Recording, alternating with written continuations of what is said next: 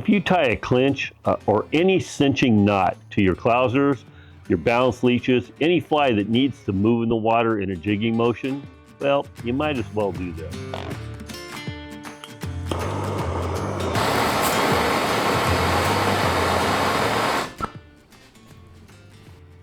I like a perflection loop on all my flies that jig. You do lose some line strength, but I just go up. So if I'm using 5X, I'll go to 3X. And if I'm using 3X, I'll jump up to 1X. And that's enough to compensate for any breakage in the line due to the weaker knot. The other thing you might want to do with your clouser minnows is, I learned this from a friend of mine, Dan Howlett, is he puts a little red band right behind, kind of like a gill on either side. And boy, does that make a difference for fish. Real simple to doctor up your flies, and it really works great. Coming up, in Canoe Trout Fishing Part 2, we're going to discuss some techniques that'll definitely catch you more fish. With that in mind, hit the bell, subscribe, you know what to do, share it with your friends. The first and foremost fly line you're going to need is a floating line. I prefer this as a dark olive drab. I think this is a Cortland line. It had a super long taper, very delicate taper. That's what got me interested in this, because the presentations are unbelievable as far as stealthily. The good news is the fish can't see it because it's a dark olive line. Bad news is you can't see it either. So unless you're really confident where your line's going, this is probably not the choice for you. It's really good to get a light peach. They make a lot of peach colored. Some companies made a sky blue one, which I loved. It was beautiful. Fish really didn't see it. It just disappeared in the sky. That was a cool line. But you're going to want a floating line for most of your fishing in a lake.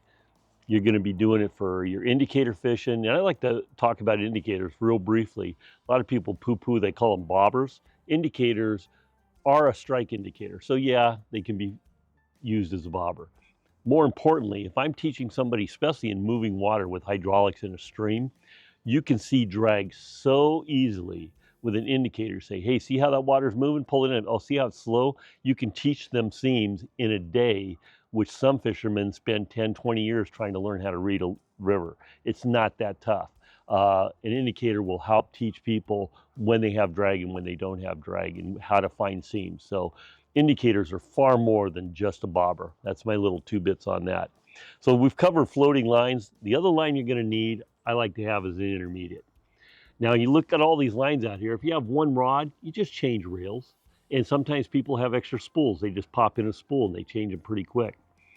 I'm fortunate that I have a lot of rods. I lay them in the canoe all set up. And that's the advantage of a canoe. The rods just lay completely flat out there. They do not get in the way, and I have access to them instantly whenever I want. All my friends, a lot of them that have these Hobie kayaks, and I'm talking terminal tackle, spinning, bait casting, the rods are right behind them straight up. And I've heard nothing but horror stories from my friends. In fact, I think if you haven't hit your rods or broken a rod in a kayak with the rods behind you standing straight up, you're either not fishing enough or you're not telling the truth. Because my friends tell me it happens all the time. Fish rises out in front of them, they forget, bam, and it's just a disaster. Now, if you have enough composure, obviously you're going to put your rod to the side, flick out, and you will not hit your rods. But that design of having rods straight up is a terrible design, no matter how you look at it. In a canoe, they lay flat. And if you had fly rods and you had rods straight up behind you, that's just unacceptable. You just can't fly fish like that. So that's the advantage with a canoe, you can lay them flat. So again, I have several rods lined up. This is a intermediate line from Airflow. I think it's one of the best intermediate lines in the world. It's a translucent line, shoots like a cannon when it's wet, just is devastating for an intermediate line. The only problem is when you purchase this, you better make sure that you get the cold water version if you're going for trout. They have a cold water and a warm water for saltwater, like for bonefish, permit, etc. And that line is super stiff, so when it gets hot, it doesn't stick in the guides. This will stick in the guides in hot weather. Conversely, if you get that warm water line and you put it on your rod for trout fishing, it will never uncoil. It'll just stay like a spring the whole day. You'll have a nightmare casting. So if you're doing trout, make sure you get the cold water version. The other lines that I'll always have set up is I'll have a sinking line set up for my leeches, my streamers. I love streamer fishing. That's how you get the big fish, and that's how you get a lot of fish. This is a type 3. It's a full line. There's no hinging parts in this at all. It's from Rio. I absolutely love this. And then there's a type 7 they call the Phantom. A lot of my friends like shooting heads because they can cast farther. Distance has never been a problem for me, never been an issue. 120 foot, 130 foot cast, 5 weight, totally feasible if there is a weird wind or something strange going on. And if you're casting over 85 feet, you're doing something wrong. You should never be casting over 85 feet. You can't get that feel. When you have fly line out, there's all these bends, regardless of how straight your line is. You're just not going to have that tactile feel or the visual. And there's a time delay. When you set the hook at a distance of 85 feet or more, it takes time to reach out to your fly. It's not like braid, for example, it's instantaneous where there's no stretch. These lines are designed to stretch and they're designed to have play. So realistically, you should be casting under 80 feet for all your trout fishing, and preferably if it's surface fishing, dry flies, whatever, 30, 40, 50 feet is perfect. And everybody can cast 30, 40 feet. And in a canoe, the fish will not respond to you. It's not like a kayak with those Mirage pedal drives that push around the water. That spooks fish. There's no question about that. Float tubes are not a stealthy water vehicle.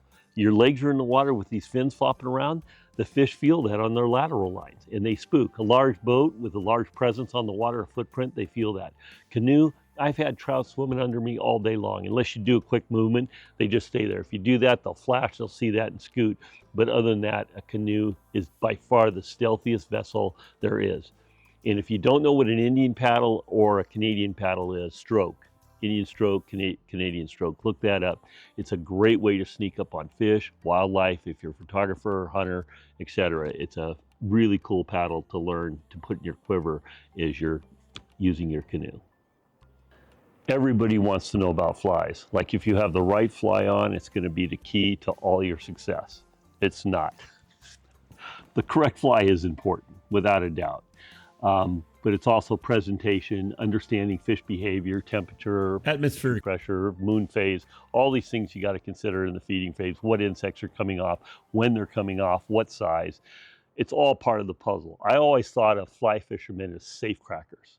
Second story, man, we're trying to crack a safe and we're trying to get into it. Once we figure out the combination, there's nobody, if you're on good fly water, a bait fisherman doesn't stand a chance. He can't put on worms fast enough on his hooks.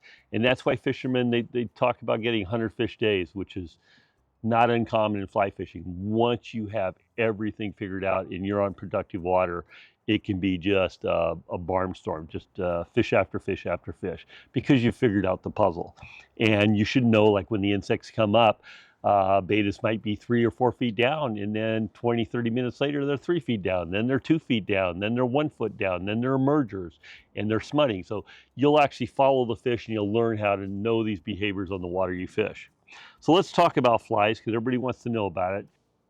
So anybody that's ever said, I'd rather nymph fish than dry fly fish, they either never had a really good day surface fishing or dry fly fishing, or they're lying. Because surface fishing, when fish are rising at your flies, it's the best there is. It's the creme de creme. It's the holy grail of fly fishing.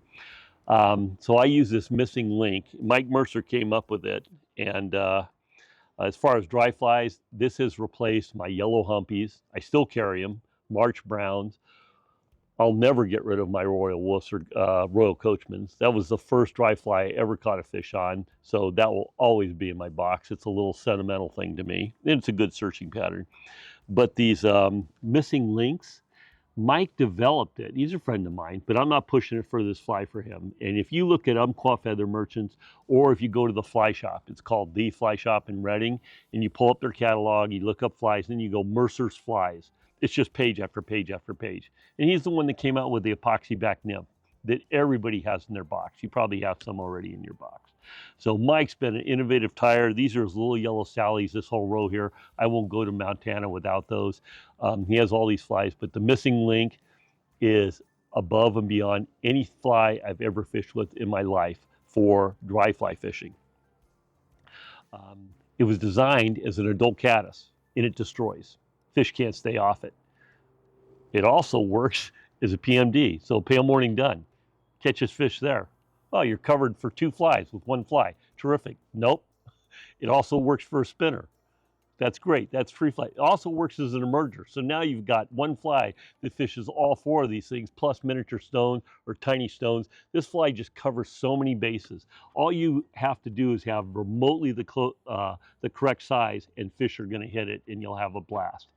They did an article years ago with all these famous fly fishermen. And I think Flip Pallet was in it, maybe Damlet was in it, I'm not sure. But they asked him, what's the best fly? If you had to feed your family, you had to fish and catch fish the rest of your life, and that was how you were going to survive all over the world, fresh, salt, whatever. They interviewed them all, and they all said, Clouser minnow, Clouser minnow, Clouser minnow, Clouser minnow. And they got to Lefty Cray, and they say, what is it? And he goes, Madam X.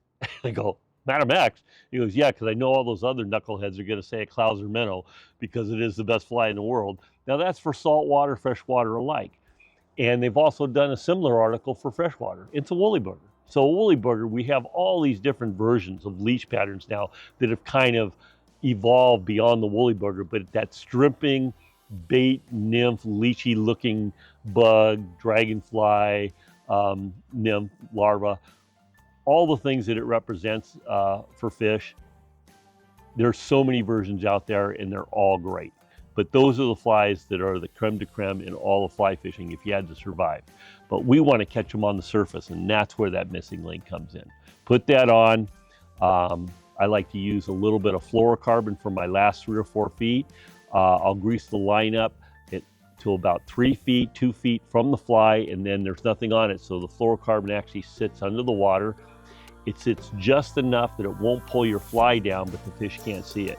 And you'll have fish after fish. Remember, push down your barbs. There's no reason to damage these fish because you're going to get so many fish. You want to get that fly out quickly and get into another fish.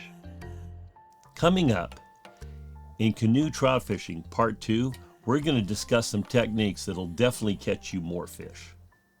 With that in mind, hit the bell, subscribe, you know what to do, share it with your friends.